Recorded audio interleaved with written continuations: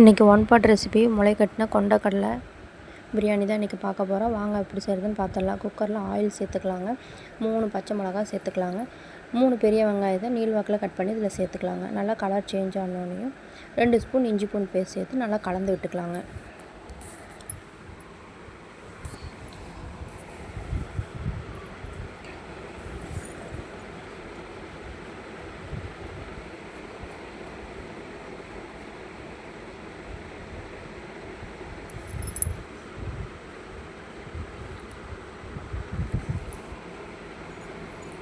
நல்லா colour change ஆனோடனையும் 3 தக்காளி பழம், கொஞ்சம் புதினா சேர்த்து நல்லா கலந்து கொடுத்துக்கலாங்க.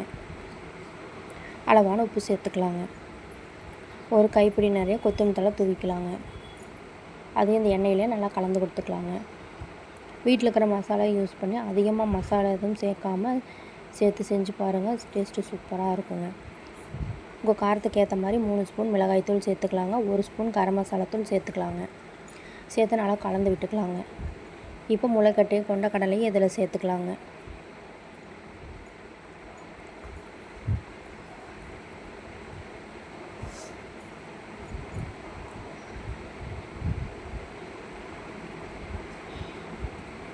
சும்மா கொடுத்தா குழந்தைங்க சாப்பிட மாட்டாங்க. இது மாதிரி பிரியாணியாக செஞ்சு கொடுத்தீங்கன்னா நல்லா விரும்பி சாப்பிடுவாங்க.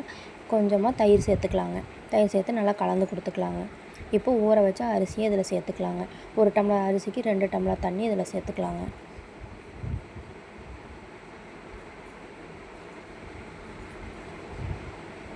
உப்பு செக் பண்ணிவிட்டு குக்கர் க்ளோஸ் பண்ணி ஒரு 3 விசில் விட்டு எடுத்துக்கலாங்க.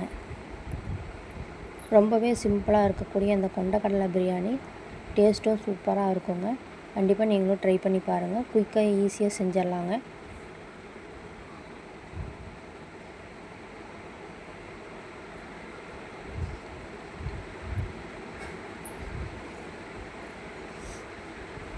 இப்போ 3 விசில் விட்டு எடுத்துகிட்டு நல்லா பாருங்கள், நல்லா உதிரியான சூப்பராக ரெடி ஆயிடுச்சு.